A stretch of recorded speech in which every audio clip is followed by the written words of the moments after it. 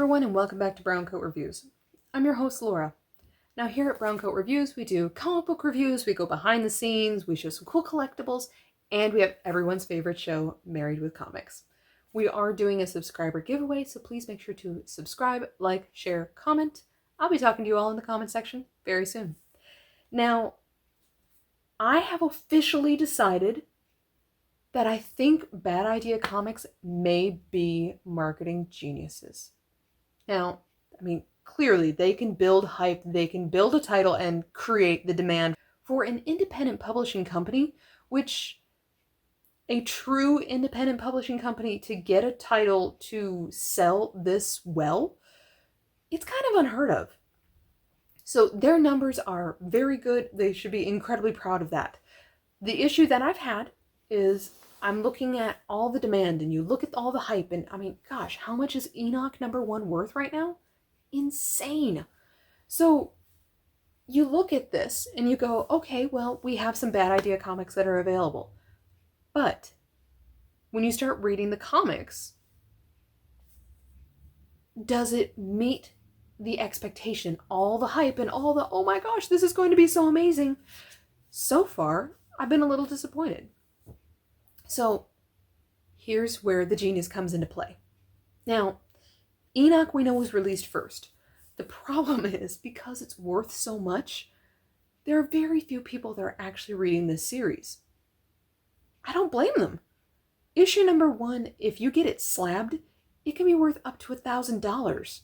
Would you risk creating a spine tick on that? No! So most people at least are aware of Enoch, but there are very few people who are actively reading this series. Tankers, because it's valued a lot lower because it's the second title, it's a good series. Like I said, it's the Avatar meets Jurassic Park. Solid action-adventure story, great art. Storyline, characters, not there yet. But the story's not over. So it's at least not to the point where I am out, I'm sick and tired of it. But it is kind of fulfilling that guilty pleasure title for me, where it's enjoyable but not meant to be this sort of in-depth philosophical story. And then we get to Whalesville, Rocks and Minerals. And you've seen my video. Whalesville was good, solid. Rocks and Minerals, no. It's not worth the ticket price. And as soon as we got to this title being such a disappointment for people who buy comics to read them, not just for collectible value. And I get them for both. I like collectible value, but I also get stories. I'm interested in the stories. I want the characters. I want it all. So we get to this one, and I think all of us were just sort of hesitant for the Pizza Detective. It's like, are we going to end up with another young adult title? Are they going to throw us for another loop? Is this going to be the one that kind of makes Bad Idea Comics, and now it is a guaranteed, there's not just a bunch of hype, we now have the great storylines to support it? Or is this just going to be another title, storyline, and all of us are just buying it for collectible purposes? Or are we going to start skipping out of Bad Idea Comics and unsubscribe? So, a lot of pressure on one title. And of course, what did they do? They made it a 24-hour release title. So, and you do that during a gas crisis. Seriously.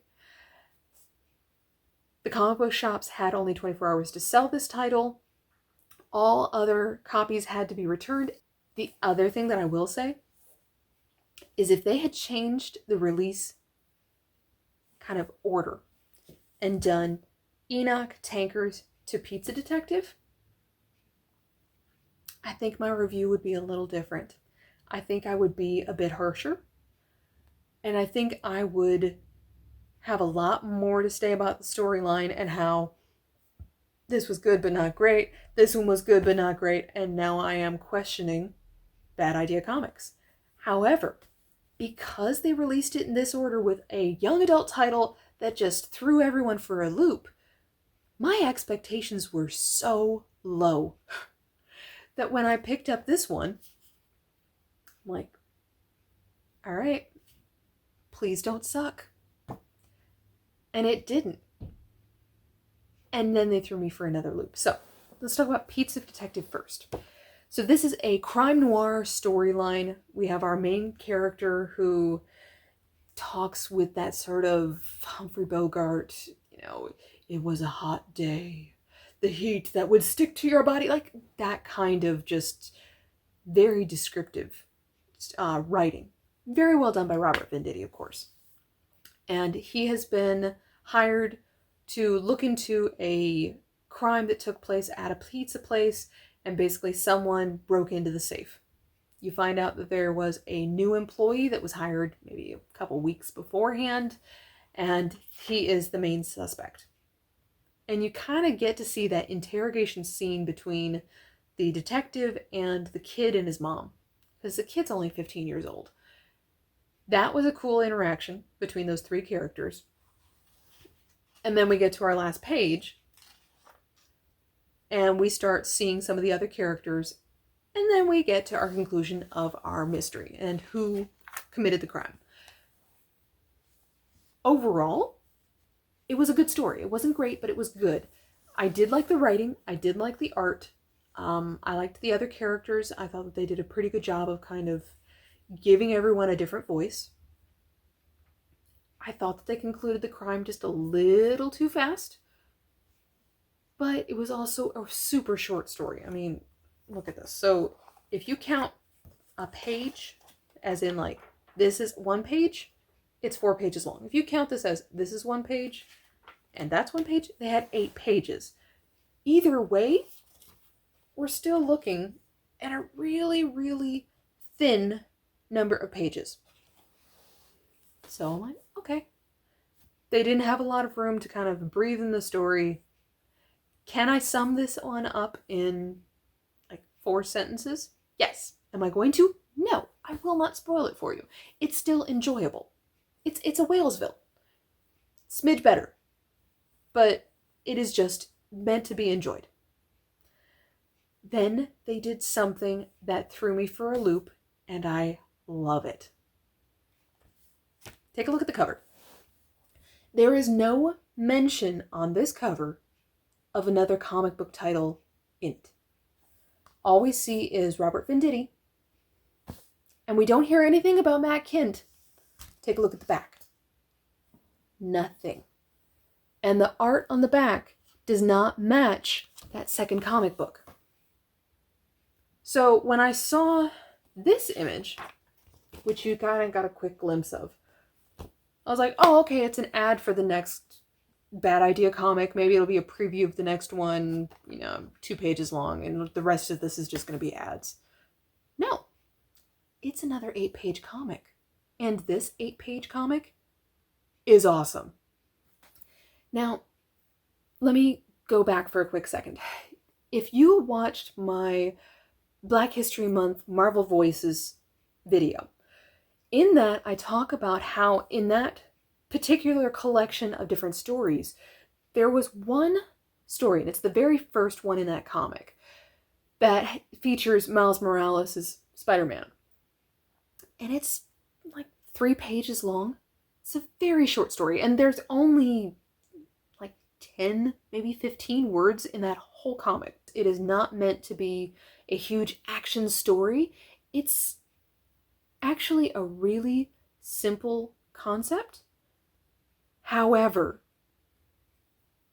it hits you, and it hits you right between the eyes, and you get the story. And it didn't need to fill in all these gaps. It didn't need to babble. It just needed to exist on the page. And that's what this story did. Is it didn't try to be something that it didn't need to be. It had a great main character that grabs you within the first page and keeps you to the end. I'm going to give this much about this comic, so bear with me because I don't want to give any spoilers because this is that good. The comic is called Leave Now, and the art is gorgeous. So we find out that we are dealing with a team that takes on I don't even know. It's different monsters. Do I know who the monsters are, who they work for? No, I don't care. All I know is they are battling someone else. That's all that really matters. And we have our main character that is called Saver. Or, everyone hears that it sounds a lot like Savior. It's just meant to be Saver, but he does save the day a lot. What he's able to do is the exact same thing that we all do when we play video games. You've done it a million times. You know that when you're in sort of an action adventure, especially first-person shooter situation, where you're about to enter a room, you save the game before you open the door. Always. And you go in there and you die, and then you go back to that save point, and you try it again, and you try not to die. And you try the next time and see if you maybe need to get some more, ammo, whatever you need to do, and you keep replaying that one sequence until you conquer that room, and then you move on to the next one, you save again. So imagine if that was real life, where you save life to that exact moment, and you continue on and you can make any changes that you want. However, if it's not right, you go back to that save point. That save point could be 5 minutes before now, or it could be 5 years from now. However, the only catch is there's no fast forwarding. So if you go back 5 years, then you continue through that normal time frame starting 5 years ago. It's like playing a video game. But again, it's with life. So to everyone else on the team, it takes them, 10, 20 minutes to take on this battle and win. And in their eyes, they win the first time. Whereas in reality, they could have been redoing the same battle 10 times until they get it right. Great idea. Then we get to the end of the story, and something happens, and you're just like, oh, now it gets interesting. Now I'm so intrigued, and I really hope that this series, please don't disappoint me in the next one.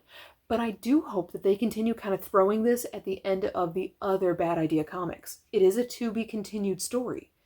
So they're definitely not done, and I would be very disappointed if they were, because this is finally the story that I've been talking about. This is the one where Bad Idea comics needed to find their stride. And I think that they finally have. And I knew that Matt Kindt had done some amazing writing. I just couldn't find it. These stories so far didn't show that. So then we switch over to Leave Now, and you finally, it feels like he turned a corner. He didn't need to add extra. There's no fluff. There's no comedic character to throw in just for giggles. Instead, it's just the story. And I love that. So all I will say is, if you got this issue for Bad Idea Comics, keep your expectations low, because if your expectations are like way up here of, oh my gosh, this is like the best title that Laura's ever read, it is not. And I'm going to love every single minute of it, then I hope you guys aren't disappointed. But just remember that we just left kind of a stinker. And then you jump into this story. And like I said, and there's not supposed to be another comic book at the end. All we know about is a pizza detective. So this was a huge surprise for me. And then to find out that the huge surprise at the end is actually not the worse story, it's actually the better one. That, again, marketing geniuses. I am now officially really paying attention to Bad Idea Comics, because they just surprised the heck out of me. And I'm delighted. So I guess my overall message is give it a chance. If you are ready to give up on Bad Idea Comics, read this one. Try it. And let me know what you think. I am dying to hear from you all. Did you enjoy The Pizza Detective? And please do not compare it to other crime noir, because if we start comparing that one to Edgar Baker, it will fail appallingly. So, as its own story, short, sweet, simple, couple pages long, beyond the rushed ending, did you like it? Was it better than Whalesville, or did you like Whalesville better? Nothing wrong with that. Did you know that Leave Now was going to be at the end of this story? And now that you've read it, what do you think? And then for the rest of you that have not had a chance to either buy this or read it, what do you think about Bad Idea Comics? Because, like I said, up until this point, I was ready to just say that they were pure hype, good marketing strategy, but a bad idea. Now I may start whistling a different tune. So, what do you all think? Do you think that they are changing kind of the voice of independent publishing companies? Because I've never heard of a truly independent title. Do you think that this is changing the way that we look at comics? Do you think that now, instead of always getting Marvel and DC, people will start paying attention to independent titles? I like Marvel and DC. Please don't get me wrong. You know, I also like independent titles as well. I like to read a variety. But I'm wondering if more people are going to start reading independent titles because of the amount of hype and draw to Bad Idea Comics. What do you all think? So this is Laura from Brown Coat Reviews, and as always, I will see you all very soon. And I hope you guys have a great day.